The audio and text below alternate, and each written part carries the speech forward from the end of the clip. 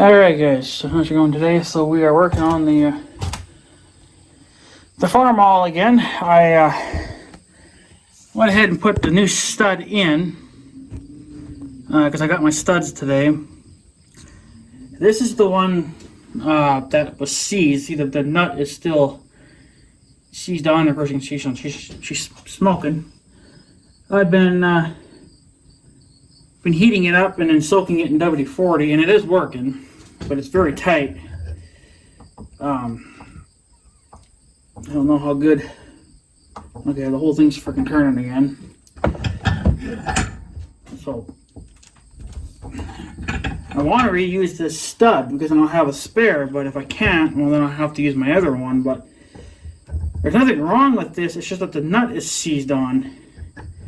And if you ever wanted to work on the engine, well then you gotta take this whole stud out, and that's not how it should be going. So just very gingerly turning it off and then soaking it in WD-40 and then reheating it again, trying to soften everything down. So I've caught my shop towel on fire a few times, but you know, could have burned the shop down, I guess, but whatever. So yeah, I got my studs today. I just ordered the two. One to replace the one that was broken, and then the second one is just supposed to be a spare. Because I had another one that's on the tractor that looked like the threads were questionable. Like, you know, I've smashed them a little bit. But I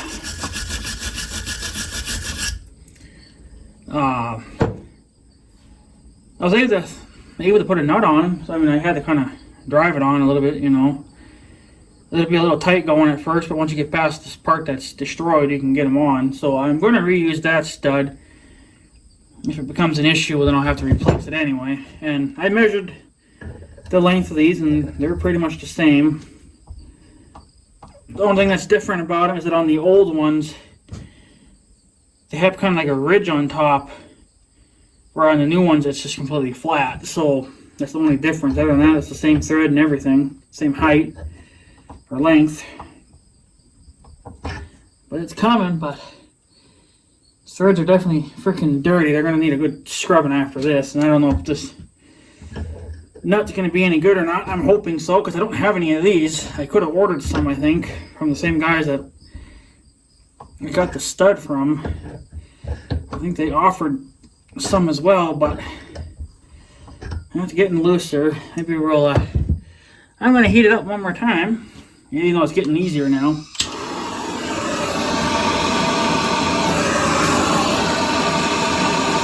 Leave my shop towel on fire again. I got her on fire.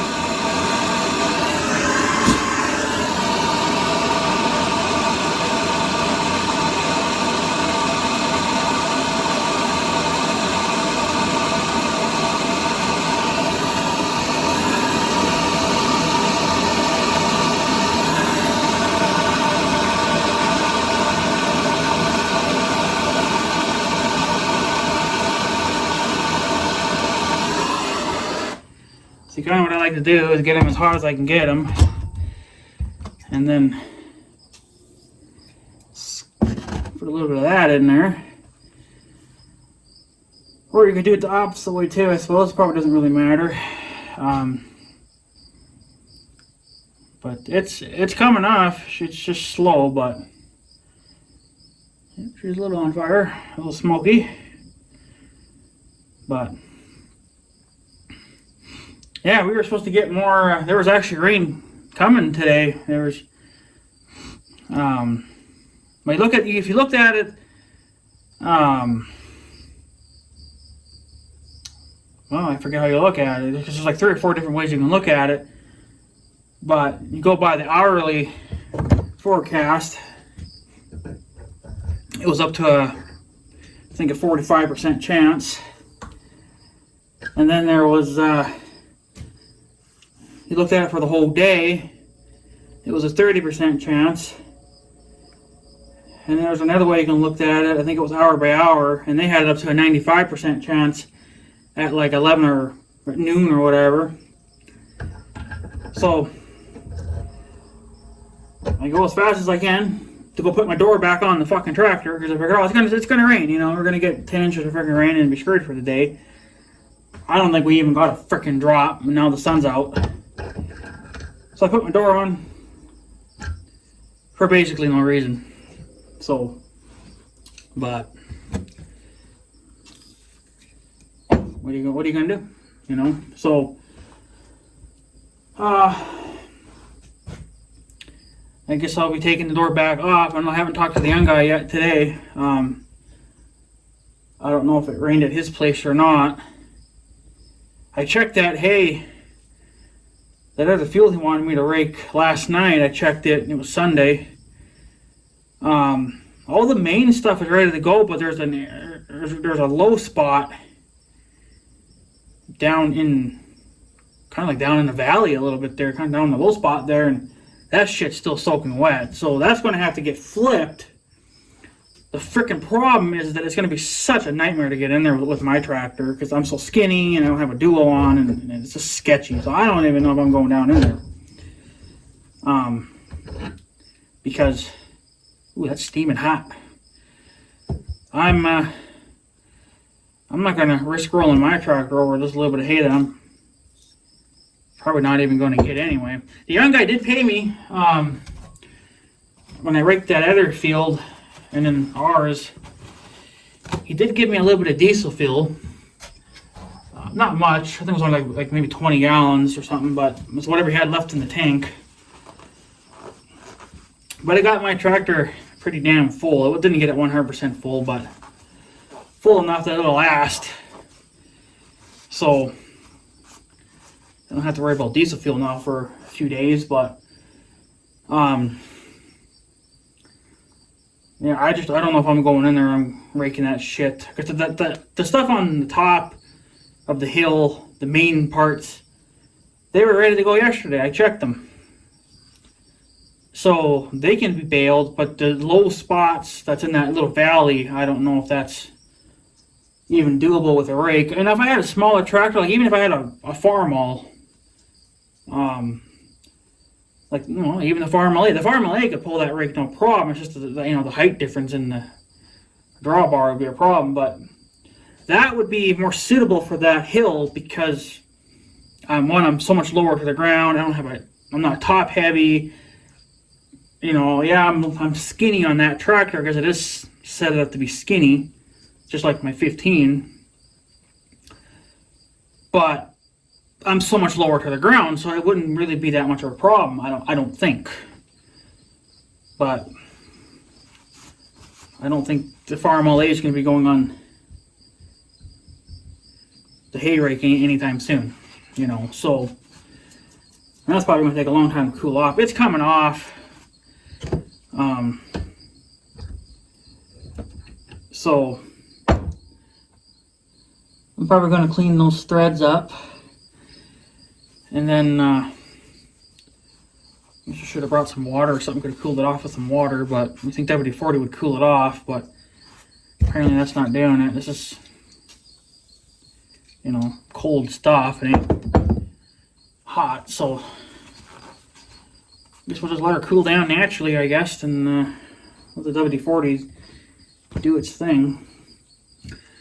So yeah.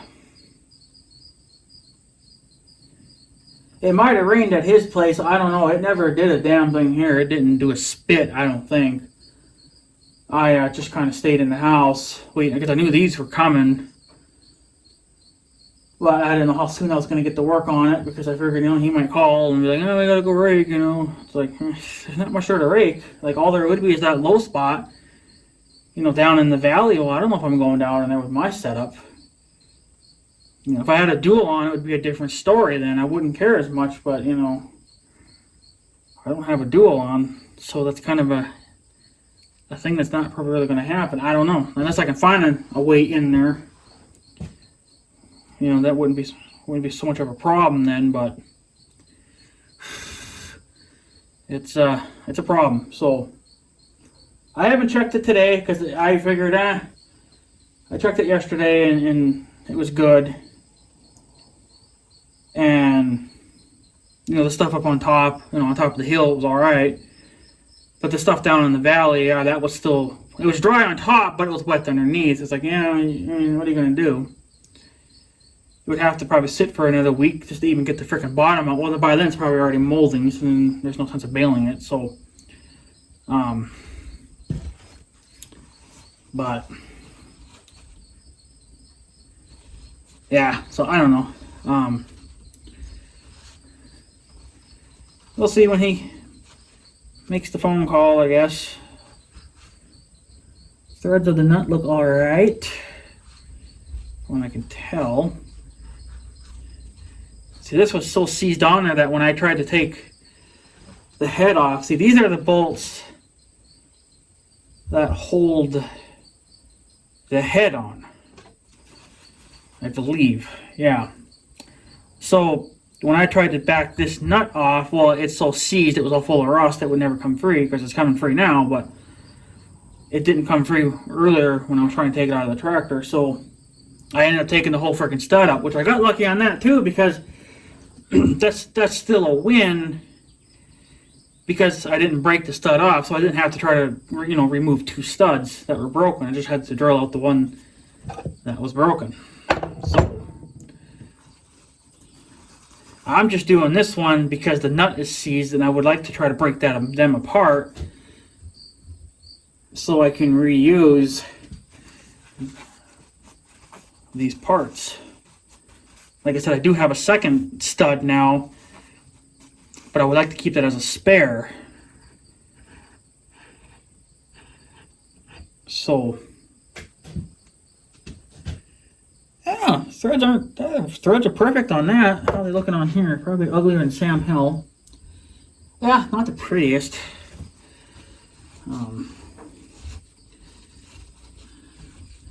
Thank God for wire brushes, eh?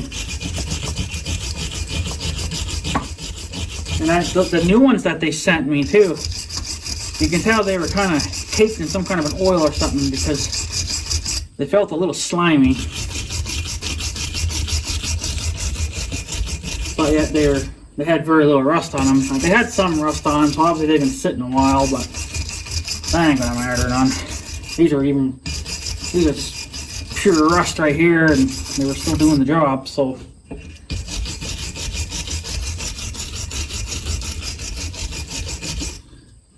It's a little questionable right here. It's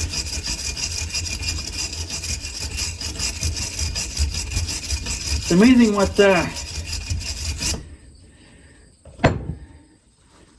what heat can do. I'm glad that I bought this setup, because I got a spare one of these tanks, because I know I've been using that pretty hard the last month or two, but it's just, without any of this stuff, that farmall would still not be running.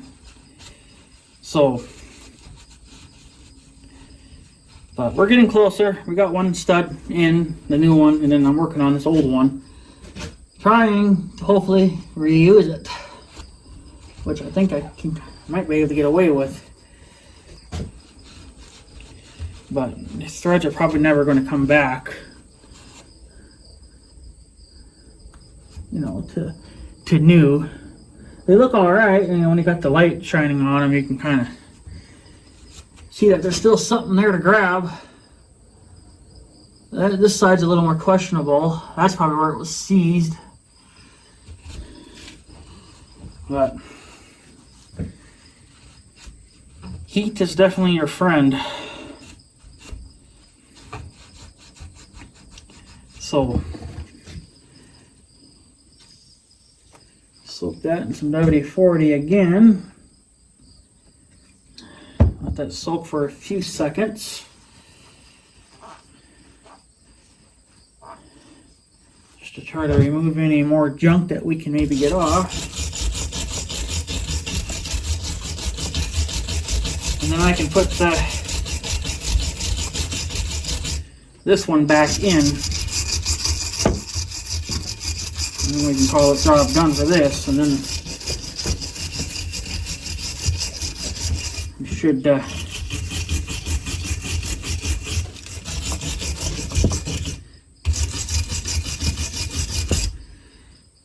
able to put it back in.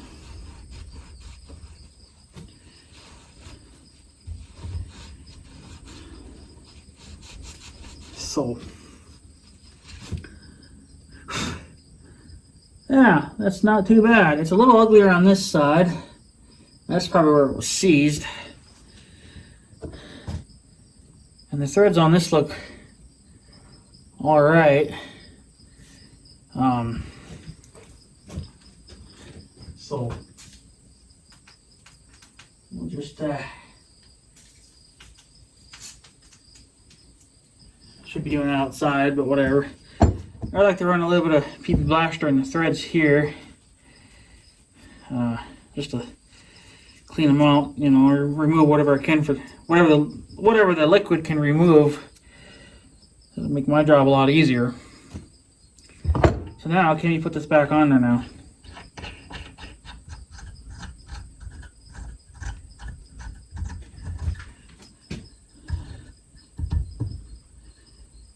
Now we can only go so far,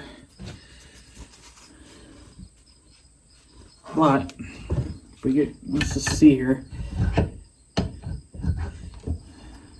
because the only way you can get the new one, I had to put the nut on and put it all the way on, and that's how I was able to tighten the stud down. And like I said, I don't know what the torque specs are on them, so I looked at the old ones to get a rough idea of maybe what it would be, and there was one thread left that was sticking above the head on the stud. So I was like, well, that's got to be at least close to the spec. So that's where I put the new ones at, or the new one at. So I figured, well, that's as good as that's ever going to get. Maybe we'll put a little bit of 40 on there. Even though the thread should be alright, but yeah, I pretty much bottomed that out. Alright, so I can bottom them out. Okay, that's bottomed out, and that's how I can torque it in the head too. This fucking shop towel's completely junk.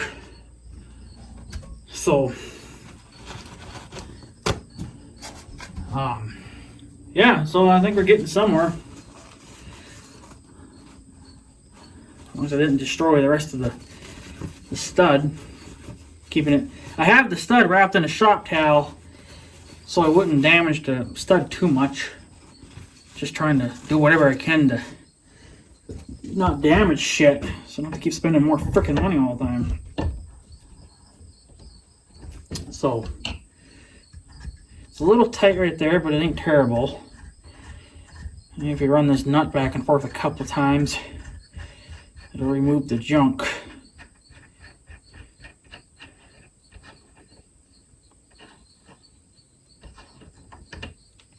And off it came. So what we'll do is clean the threads again, remove any junk that may be on there.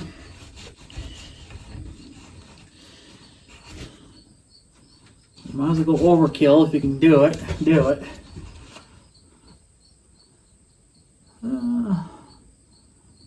They're a little, on this side they're a little iffy, but they're still working. They look like they got dirt in them, but yet it's not coming off, so that's got to be rust. And then probably in another freaking 20 years or something, this will all seize back together again. And then when you go to remove the head again for another problem, you're going to have to take the whole goddamn stud out. So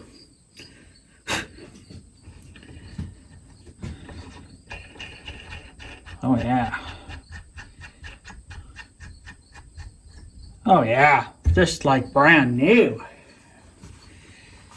Alright, so anybody that wants to learn how to fix engines, well, find yourself a junked engine. Don't work on your mom's car or your wife's car. Go find a junked engine. Even if it's out of a 4-wheeler or something, you know, hell, you can go buy a junked lawnmower. There you go. Tear the bitch down. and then just put it back together, I guess. And if you see something broken, well, then figure out what the part is. See if you can even still find them.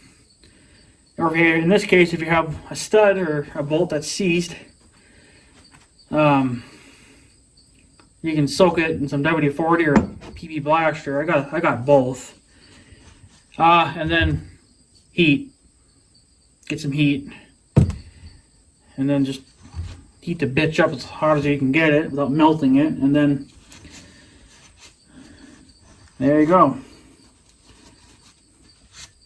So now I can put this one back in, because this is the one that come out, and then we should be almost ready to put the head back on. I just got to order the gaskets now, and that's going to happen next month, because they're $75, because you can only get the whole kit. You can't buy just the head gaskets. Well, from Steiner anyway, that's how it goes. But you know, maybe I'll look around a little bit more. But as of right now, that's all that Steiner has to offer. So yeah, that spins on there like butter. Like butter, boys. Like butter. I gotta empty my garbage can too. She's getting full. So let's see if we damaged the stud. $20 we did. So all my hard work for nothing. So I just wrapped it up in a shop towel to do what I can. It did scar it, but it's not bent or destroyed, so it's still usable.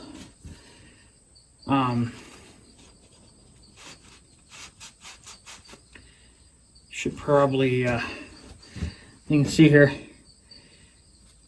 a little bit of a shiny spot in there. That's because it was grinding in the doohickey, but I don't think that's going to hurt it. I mean, yeah, it's just a very, yeah, I'm not even going to be worried about it. It's just like, it just peeled the rust off pretty much, right? So we'll soften up those threads and get any junk off it that's on it.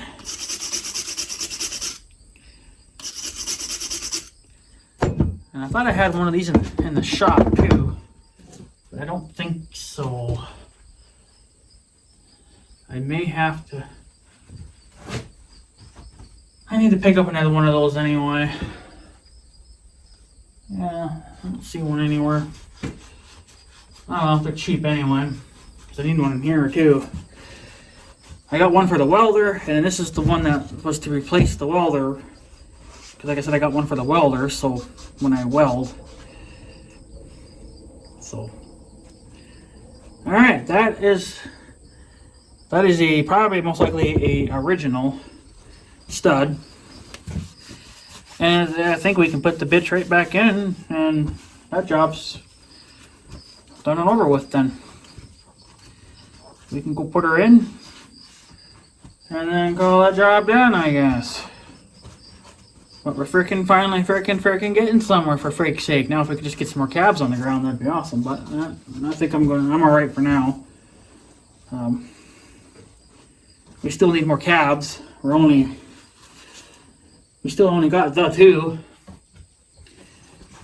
But that might be alright though too, if we wait another week or two, because then at least the first calf will be a little older, and then we could probably most likely almost kick her out, and then have room for another cow when they calf. So might be better that way. So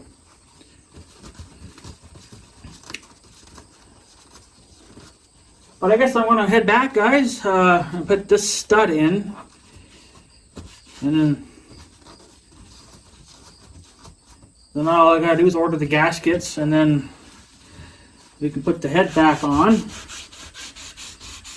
And then see what else is, I guess, broken from there on. Just take it one piece at a time. And then maybe, just maybe, she might be running by winter. I don't know. If not, well, so be it. But at least she's free. I know the Roosty 6 has an old McCormick. I think it's a farmall McCormick or whatever the hell it was. I think that's what they were before farmall, but he says the engine's pretty stuck. Yeah. That's the way it was on the farmall too. You couldn't turn it with the crank. You couldn't even turn it with the starter. It was seized. But I don't think it was ever a freaking piston problem. I think it was just something maybe on the crankshaft or the piston arm or whatever the hell they call it. You know, that all connects to whatever. You know, I think there's just some shit stuck on there or something. Probably wasn't even rust. It might have been just some kind of a buildup of crap, and then it just got really hard. And the only way I could get it to turn over was I had to beat the hand crank with the sledgehammer and move it, you know, just a wee bit at a time. Eventually it did pop it around, but it took a lot. So the main thing I think to do, the Reach 6 there, you got to pull the head off. I think you got to look at the pistons and inspect them, see what the top of them look like. See, on ours, we had that one piston that looked like it was, you know, seized with rust, but I think it was just a buildup of crap around, you know, the sleeve, and it was just kind of piling up in front of on top of the piston too. But that wasn't stopping it, because I was able to go in there with a screwdriver, a flathead screwdriver and a hammer, and just tap all that shit off, and then and sand it down, make it clean. So that wasn't the problem. It was a deeper problem, but I managed to just beat the piss out of it and it come around. So I don't think you could get that old fucking McCormick running. So I mean, I wouldn't want to do it because I'm working on this damn project. But I don't know. Get it running. And if you don't want it, you could sell it for some money. You'd actually be able to get more money for it because it's actually running. But you know, if it's a family tractor, then you're probably most likely going to want to hang on to it. But, you know, it's your tractor, so you can do whatever the hell you want with it. It's not my call, but I'm just saying, I'd probably get the bitch up and running, or at least attempt to. So, but, anything else I'm going to take off, I'm going to go put this stud back in. And then that's it. I think that's all I can really do until we get the gaskets and stuff coming. And then we can put it back together and it'll be done. So, alright guys, I'm going to take off. So I guess I have a good day and stuff. So yeah. Thanks for watching guys. Take her easy.